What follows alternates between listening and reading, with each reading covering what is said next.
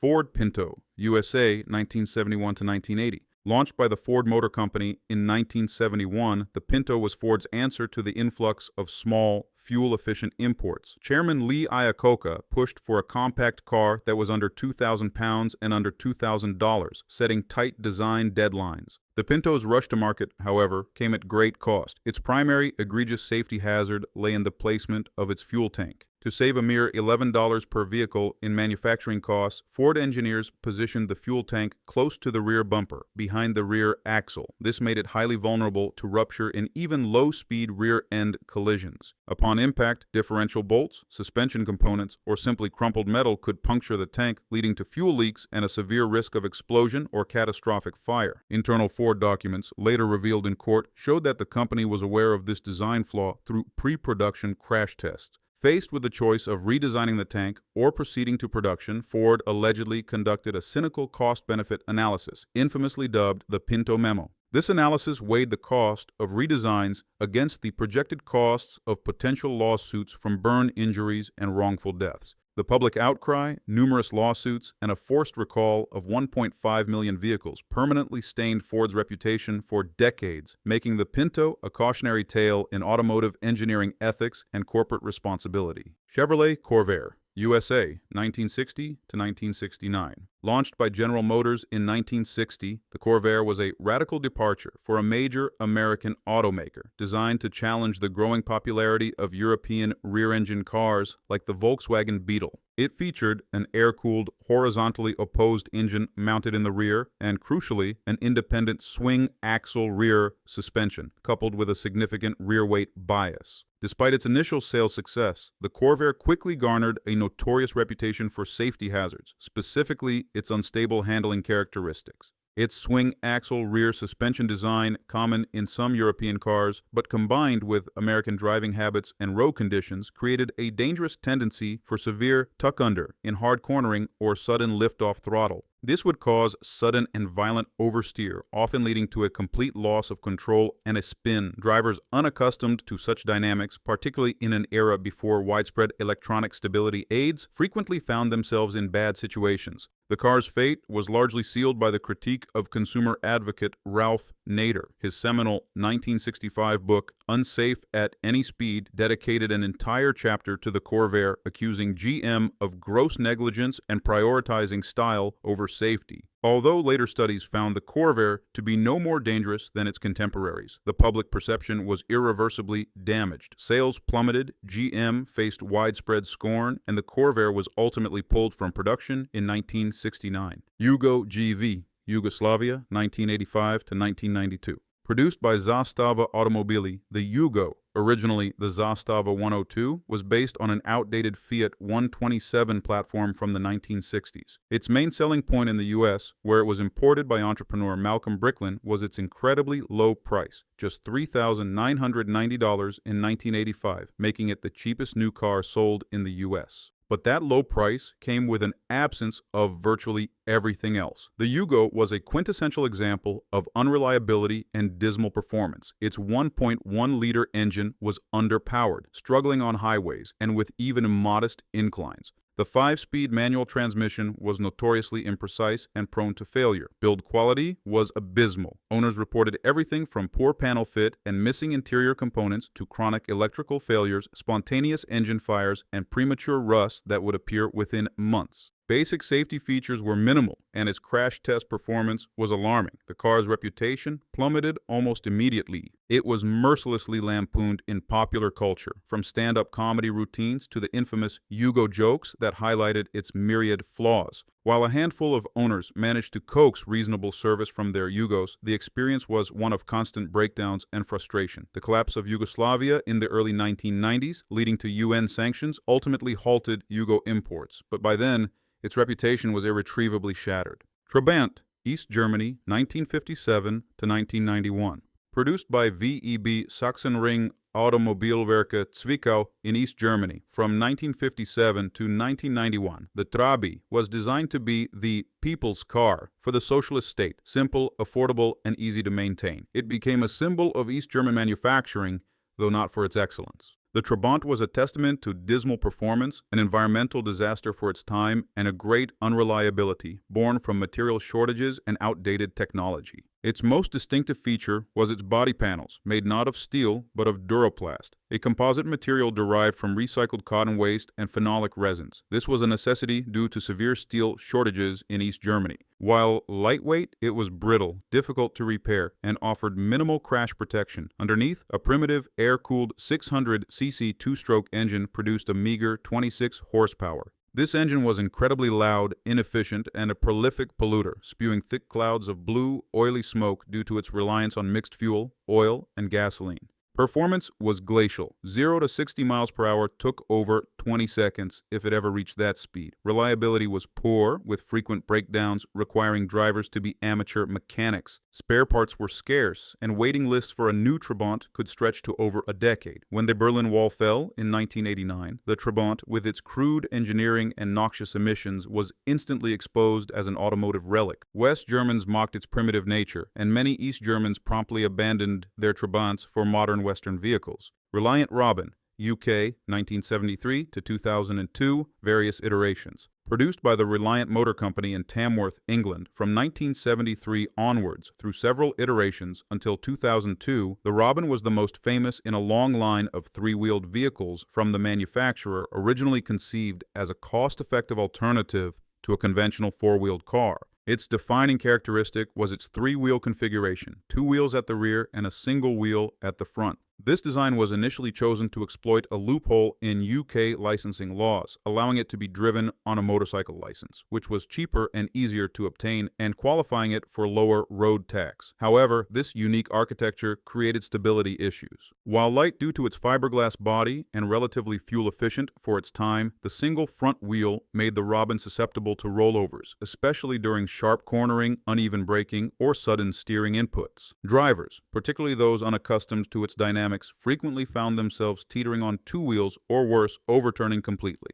Beyond its stability problems, the Robin suffered from poor performance and unreliability, common to many British Leyland-era vehicles, though Reliant was independent. Its small four-cylinder engine offered modest power, and its build quality was frequently questionable. The driving experience was quirky, loud, and often unnerving. Despite its iconic status and appearances in British popular culture like Mr. Bean, the Reliant Robin was a fundamentally flawed vehicle. DeLorean DMC-12, USA Northern Ireland, 1981 to 1982. Immortalized by the Back to the Future films, its sleek futuristic aesthetic promised a new era of automotive design. Yet, beneath its gleaming stainless steel exterior lay a vehicle plagued by unreliability, poor performance, and a commercial failure compounded by scandal. Conceived by former GM executive John Z. DeLorean, the car was manufactured by the DeLorean Motor Company in a purpose-built factory in Northern Ireland from 1981 to 1982. The DMC-12's design was undeniably striking: unpainted brushed stainless steel body panels, a fiberglass underbody, and iconic gull-wing doors. However, almost every aspect of its execution fell tragically short.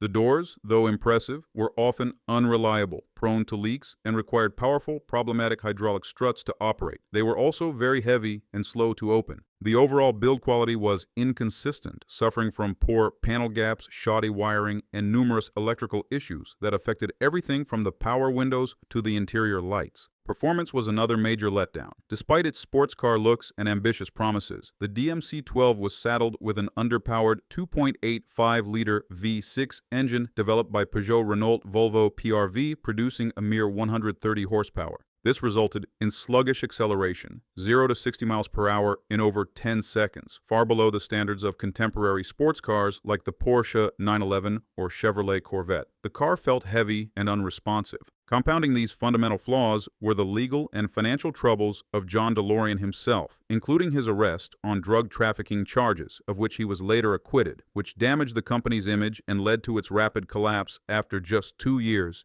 and roughly 9,000 units produced. Pontiac Aztek, USA 2001 to 2005. Launched in 2001, the Aztek aimed to combine the functionality of an SUV with the practicality of a minivan, targeting a young demographic. It was GM's vision of versatile, active lifestyle transport, but its looks were its undoing. The Aztek stands as a prime example of an aesthetic atrocity that led directly to commercial failure. Its exterior design was a bizarre mishmash of awkward angles, prominent gray plastic cladding, a disproportionately tall rear end, and an unappealing, clunky silhouette. Critics trashed its appearance, describing it as ugly, bizarre, and mismatched. Despite reports of strong negative reactions to its styling during pre-production consumer clinics, GM pressed ahead with the design, a decision that baffled many. Its distinctive look actively repelled potential buyers rather than attracting them. Beyond its visual shortcomings, the Aztek also suffered from poor performance and impracticality in certain areas. While it offered some quirky features like an optional attachable tent, a removable cooler console, and a pull-out cargo tray, these failed to outweigh its flaws. It was noisy on the highway, its interior plastics felt cheap and brittle, and its V6 engine offered only adequate performance. Visibility was also hampered by large blind spots. Despite significant marketing efforts, sales figures were bad from the outset. While it gained ironic cult status years later thanks to its role in the TV series Breaking Bad, its initial legacy was one of public rejection, solidifying its position as one of the automotive world's most infamous design failures. Austin Allegro, UK, 1973 to 1982.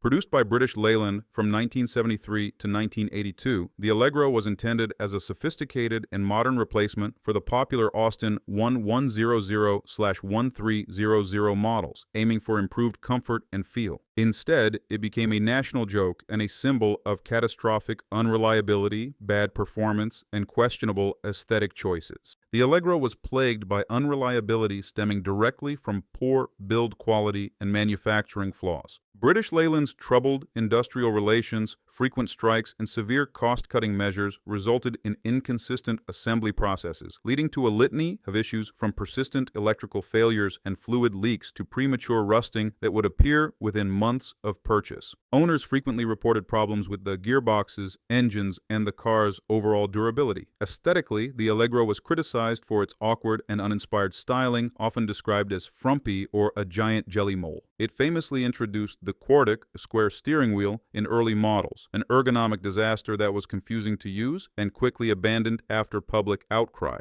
While it featured an advanced Hydrogas interconnected suspension system borrowed from the Austin Maxi, which theoretically provided a comfortable ride, this system was complex, expensive to maintain, and prone to leaks, further contributing to its impracticality and unreliability. The Allegro's driving dynamics were unremarkable, with numb steering and performance. Despite being mass-produced, its litany of flaws combined with its uninspired aesthetics alienated customers and deepened the commercial woes of British Leyland. Bricklin SV-1, Canada, USA, 1974 to 1975. Conceived by American entrepreneur Malcolm Bricklin, who had previously gained fame by importing Subaru to the U.S., the SV-1 was envisioned as a revolutionary sports car prioritizing safety over styling, designed to withstand a 20-mile-per-hour impact with no damage. It was manufactured by the Bricklin Vehicle Corporation in New Brunswick, Canada from 1974 to 1975. While laudable in its safety aspirations, featuring integrated bumpers, a steel perimeter frame, and a rollover structure designed for occupant protection, the SV-1 was a disaster primarily due to unreliability and impracticality.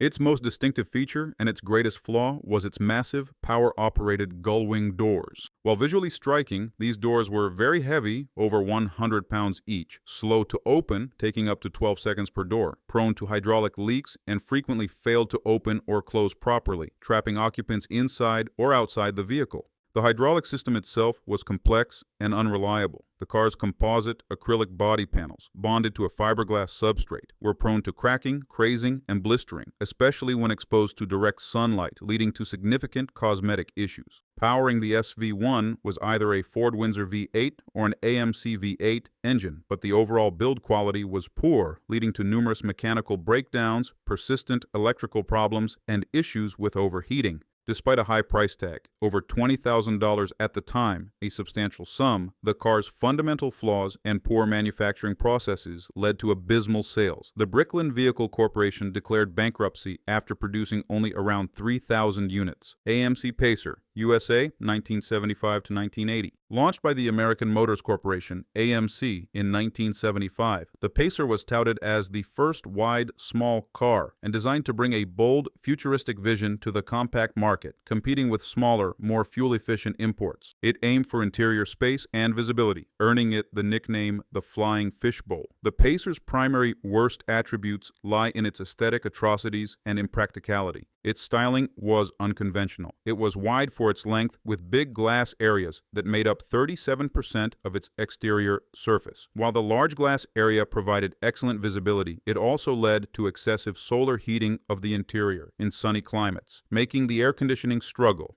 Its short hood, large greenhouse, and stubby rear gave it an awkward, almost comical proportion that was widely ridiculed. The car featured asymmetrical doors, with the passenger door being significantly longer than the driver's side to ease rear passenger entry, a supposed solution that created new problems in tight parking spaces. Beyond its looks, the Pacer also suffered from poor performance and impracticality. It was heavy for a compact, weighing as much as some larger cars, undermining its small car premise. Its thirsty AMC straight-six engines, initially the only option, provided mediocre power and poor fuel economy for a vehicle of its size, a major drawback during the energy crisis of the 1970s. Its wide stance, combined with a short wheelbase, resulted in a wide turning radius for a compact car, making it cumbersome to maneuver in urban environments. While it garnered some loyalists and a certain quirky charm, the Pacer failed commercially. Its radical aesthetics, combined with its functional shortcomings and a brand struggling for identity, led to its demise in 1980.